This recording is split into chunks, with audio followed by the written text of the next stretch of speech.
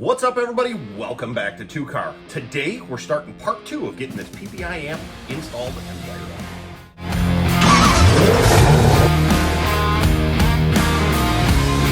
up. For those of you that watched part 1, welcome back. For those of you that haven't watched part 1, what the heck you been doing all week?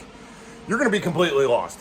Well, not really, but you're not going to see me make an amp rack. We are starting today in the back of the Jeep. And if you guys remember from the last video, I made this amp rack out of that plastic stuff from Menards. It's going to bolt to that seat bolt right there. I also need to get my speaker leads, signal leads, and power leads all the way up to the front of the Jeep. When I talked last week about having a plan, I was talking about figuring out where your wire is going to be. I know my battery is going to be on the passenger side of the engine compartment, so realistically it makes sense to run my power down the passenger side. Signal wires got to go to the back of the radio, so right side, left side of the console, we'll figure that part out here in a little bit. And then my speaker leads are all going to go to that same spot where the factory amplifier is. So you really don't want to run everything down one side of the vehicle or in one giant loom. Your 4-gauge wire, your power wire, whatever size it is, could cause interference with your signal. And listen, there's a few different reasons why noise is going to be created in your audio system, but that could be one of them. So do yourself a favor, separate everything. Step 1 with this project is we're going to go ahead and mount this amplifier. And there's an 18 right there holding that seat down, so we'll pull it out. I got some washers to be able to shim it, and then I'll show you guys what I was talking about with the wiring, how it's just going to flop right down there.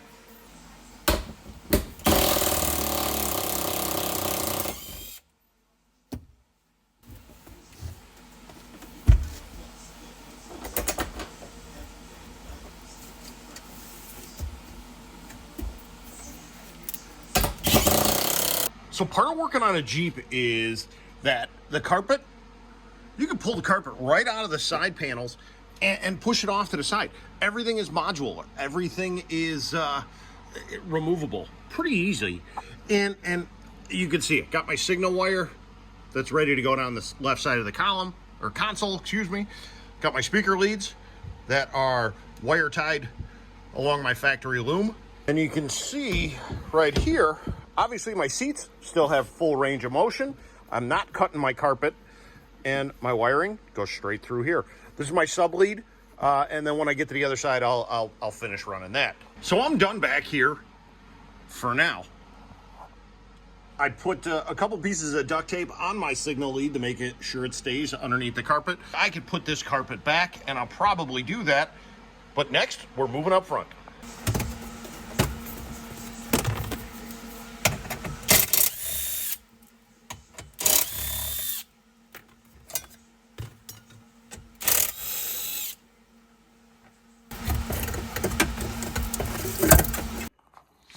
Carpet is reinstalled in the rear. My speaker leads, wire tied down my factory loom. Careful with this right here, guys, because this is the squirter for your rear window. So anybody that's got a Jeep, don't go crazy. Just snug them with the wire ties. Signal lead going down the side of the console, and this is going to go up to the radio. All my signal leads have to go to the rear of the radio. And I know I touched on this a little bit when I did my heater core video, but a little bit of a refresher for some of you guys. This top panel just pops right off, and then it hooks in the front. This panel down here, starting one of the corners, and it just pulls right off. Then you got a series of 4 7mm, one here, here, here, and here, and this whole top panel comes off.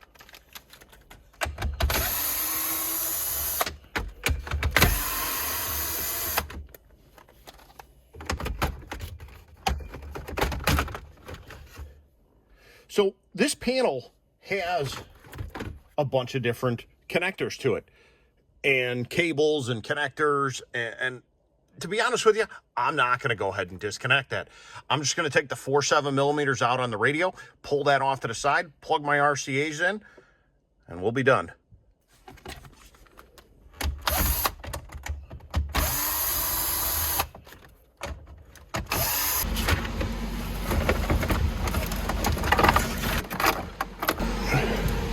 My new Concept 4-channel RCAs are plugged into the back of my radio.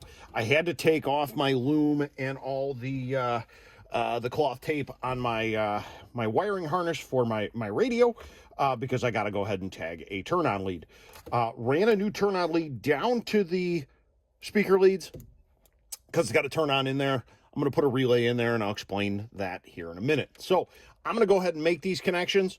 I'm going to put a little quick disconnect on the turn-on lead, and I'll go ahead and close it up here in a minute. So the radio's all back together. All my signal leads are ran up the side of the dash. My turn-on lead's coming down, and you can see I got it tucked in real nicely here. And let me show you guys something else. Noise is not the only reason why you want to separate your leads when you're running them down. The last thing you need to do is have this giant lump, speed bump of wiring underneath your carpet. So my signal wires tucked real nice up against the console. I even pulled this little bracket out, ran it behind there, and we're good to go. So now, moving on to the speaker wires. Jeep factory carpet retainer is installed. My speaker leads are ran through the kick, up, back through here. And then, if you guys remember, I am very adamant about not cutting any of the factory wiring in this vehicle. So those are the two plugs that fire up my factory amplifier. Now, what I ended up doing is I ended up purchasing this from Metra. It is an amplifier bypass harness. And really, I'm not going to use this harness. I'm going to use this one because this is where all four of my speakers are. So I went ahead and depinned this harness because this is the one that I'm going to use. And I got my my speaker leads here. Let me show you guys something too. Metra is a great resource. Helps you out and get you some wire colors. They get you sizes on speakers. Really, too, you could always go to the website, look up your specific application, and they will show you exactly what tools you're going to need and how to disassemble some of the radios. Really is a great resource. So I'm going to go ahead and use this guy here and wire up all my speakers to this aftermarket harness. And the other thing too, guys, listen, I don't know who needs to hear this, but all this wire does not need to go underneath the dash. Just cut it. Why? Use this for something else. But you don't need to coil it all up and stick it up underneath the dash. That's my PSA for today. I'm ready to reassemble the driver's side of this dash. I will be adding a relay to this system, and that's one of the reasons why I left this giant blue loop of wire here, so I can go ahead and install my relay. For those of you that have never seen a relay before, this is it. This is a typical 5-pin Bosch-style 30-amp relay. A lot of different uses for one of these things. You could use it to turn stuff on. You could use it to turn stuff off. You could use it to isolate a circuit. You could use it to create more amperage on a certain circuit, which is what we're going to do with the turn-on lead. But the way I've always been taught is to break it up into two circuits, your switch side and your coil side. If you could figure out how to work those two sides, you could pretty much do anything you want with these relays. If you go ahead and break this down into the control side and the switch side, you're going to do yourself a favor and make these things a lot easier. So let's break this thing down. We have 85 and 86, which is our coil, which is these two pins here.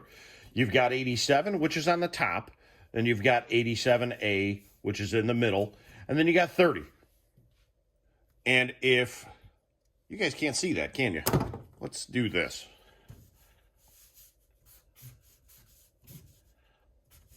'87, 87A, 30, 85, and 86. So if we look at a schematic version of this relay, you've got 85, which is one side of your coil. 86 is the other side of your coil. Essentially, this is an electromagnet. And when you look at the switch side, you've got 30, which, to be honest with you, I've always been taught that is your output. 30 is your output. So, you've got 87, and then you got 87A.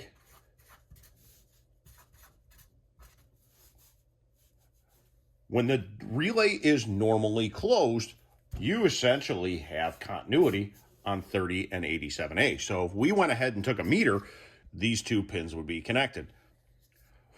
When you energize the 85 and the 86 pin with power and ground, it actuates the relay, clicks the relay, and flips your output over to 87A. Now, we use this thing for a lot of different reasons. We use it for changing polarity. We use it for starter kills. You're breaking wires apart. For example, like a starter kill. Starter wire would run into 30 and into 87A. You've got a negative armed well output, and you've got an ignition source. So once those two see power and ground, it breaks that starter wire. Then you can't start the car. If we look at a situation on a trunk release on a car alarm, you've got a negative input coming in. You got 12 volts as your other control side. So once you push that button that does the trunk release, hits 12 volts, actuates this relay. So then at that point, you would want 12 volts on your 87 pin, and 30 would be the output to your trunk release. So when you go ahead and push your button, negative, actuates the relay, flips, 12 volts gets put to your output, and then your trunk gets open. In the situation that we are doing here on this amplifier, we're going to use this relay to isolate the circuit. And basically, isolating the circuit, we're going to go ahead and have 12 volts up top here, output to our amplifier, input from our radio, and then ground. So when the radio inputs, we have ground on this side, which actuates the relay, takes 12 volts, sends it to our amplifier. Pretty simple. This eliminates turn-on pops. This eliminates turn-off pops. This is a good way to keep noise out of the system. Plus, on top of it, if you're going to run lighting off of this, if you're going to run another amp, you should really put a relay in. Hopefully this all made sense. If you guys have any questions, let me know in the comments. I am back in the Jeep, and I figured I'd show you the finished product on this relay. So one thing I did do is that harness that I said I wasn't going to use, I changed my mind, and I am actually going to use it. And I depinned a couple pins, and I put it on the sides to get my power and ground for my relay. So you can see, just like I was set over on the bench, we got 12 volts up top here on pin 87. We've got ground on pin 85. We've got our input from our radio on pin 86. And then we've got output to our amplifier on pin 30. So if we go ahead and turn the radio on, you feel that relay click, or you can even hear the relay click. So now I'm going to tie all this up, get the dash put back together, and this part is done. So now I have this instead of my my factory amplifier. Relay for the turn on. And the best part about this is I can unplug this, plug the factory amplifier back in, and be done in a matter of minutes. Now we're going to move on to the power side. I was able to get my sub-lead back over here to where the subwoofer is going to go. I had to undo this so I can kind of sneak it around the carpet, but no big deal. So we're going to do the same thing. We're going to lift this guy up, and we're going to get this power wire ran. So working on this power wire, and as you can see, coming through real nice and neat right there, dipping underneath the carpet. My ground for my amplifier, I used one of the seat bolts. Right there, you can see it. 4 gauge, tucked up in the, underneath the carpet, wire tied to my factory loom. 4 gauge, ran down the side, and I didn't want to drill a hole in the Jeep, kind of like what I've been doing this whole time. And you can see, going up through that. I'm going to throw a wire tie on that wiring, install the carpet retainer, and you can see, there's my 4 gauge coming through, straight up through the backside. Now I get to fight to put this fender back on.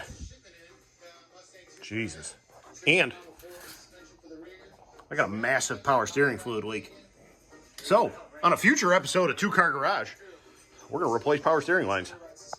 Fender's back on, and I'm going to go ahead and close this up for the time being. I'm out of any type of 4-gauge shrink wrap, so I can't finish this the way I want it to. Plus, I'm planning on building a little bracket for the fuse holder, and I'll be honest with you, I don't know if I'm going to use that fuse holder because it was fighting me a little bit. The fuse ended up being bad right out of the box, so it was problematic. But it's good. It's protected. My lead is only about 10 inches away from the battery, which it's supposed to be. And at some point, I'm going to go ahead and build a bracket to go off this this bolt back here. So we're going to call it done for right now. So before I close out today's video, I want to go ahead and give you guys a sneak peek how all this all looks. As you can see, my PPI amp is resting very nicely on its fancy plastic board. It is bolted to that seat bolt. All my signal and speaker wires are tucked nice underneath the carpet and right along with the power. One of the other things I did is I took the factory sub out and put the old Premier Pioneer from the portion here. And this thing sounds friggin' amazing. I may have to rethink subs. I don't know. Guys and gals, thank you so much for joining me today. I am going to call it. Please like, subscribe, ask any questions in the comments. I'd love to hear from you. Next time I get to do a video, I'm going to start doing that sub enclosure. So stay tuned, and we'll see you next time. Thanks, guys. Have a good one.